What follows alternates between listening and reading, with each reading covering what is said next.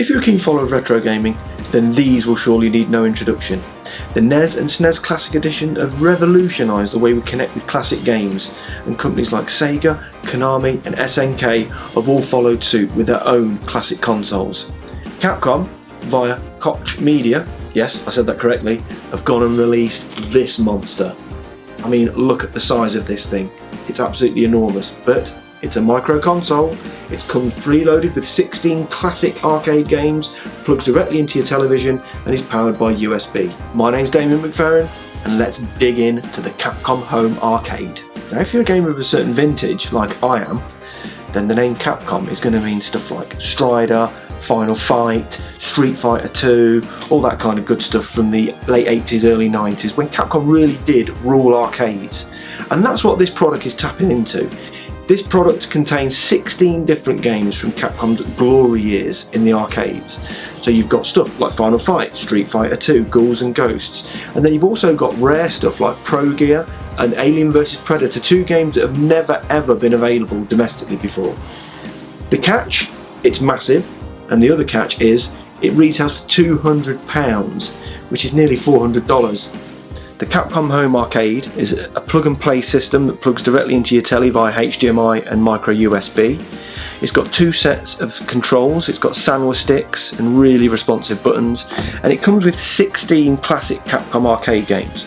So we've got 1944 The Loot Master, Alien vs Predator, Armored Warriors, Capcom Sports Club, Final Fight, Giga Wing, Ghouls and Ghosts, Cyberbots, Captain Commando, Eco Fighters, Super Puzzle Fighter 2 Turbo, Street Fighter 2 Hyper Fighting, Pro Gear, Darkstalkers, Strider and Mega Man The Power Battle. It outputs in 1080p via HDMI, which is pretty decent. The image scales really nicely as well. There is an option to go for a 4:3 image, which would be closer to what these games look like on the original monitors, but to be honest, when stretched out onto our flat screen, it didn't look too bad at all. It's got Wi-Fi capability, so you can upload your high scores to the internet and compare them against other users, and it's also got the ability to update wirelessly over the internet, so there's a possibility that emulation and other features could be added at a later date. On the topic of emulation, it's pretty decent. We didn't notice any speed problems, everything runs perfectly. The only issue that we did notice was that on some games there's a slight audio pause in the music points. It doesn't affect the gameplay runs exactly as it's meant to, but there's slight dropout with the music. We have spoken to Koch about this and they're going to look into it, and because you've got that wireless update capability, there's no reason why that would be a problem, a long-term problem. And as we say, we've only noticed it on 2 games so far, so it's not like it's a really common issue anyway. But yeah, other than that, the emulation is rock solid, speed's fine, it even has the correct amount of slowdown at certain points in certain games, just as the original machine, the original arcade unit would have done. So the idea is that when you're using this, you because it's such a wide unit, you rest it across your lap, and the idea is you'd have someone else sat next to you resting it on their lap. So you're going to be pretty cozy with whoever's using this machine, so hopefully you're on good terms with them. You can drop out to the main menu at any point by pushing the 2 buttons above the main 6-button cluster. That does unfortunately reset the entire machine, which means you have to wait a few seconds. It's not too much of a problem. It does mean you can actually pause the game while you're playing, which is handy, something you couldn't do in the arcades. The controls really do feel fantastic. The sandwich sticks are really clicky and responsive, and the buttons have got a nice amount of travel on them. It really does feel like being in an arcade, and that's possibly one of the reasons why the price is so high. These are quality components we're talking about here. They're not just cheap components that have been pulled off a shelf.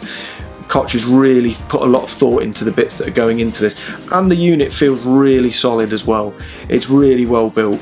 This product is tapping into that idea that you went to an arcade and you would stand next to your opponent, and gaming was a much more social and closer experience than it is today. It's trying to bring back the glory days of arcade gaming, where you'd be shoulder to shoulder with your opponent, using responsive, clicky joysticks and these lovely rugged buttons.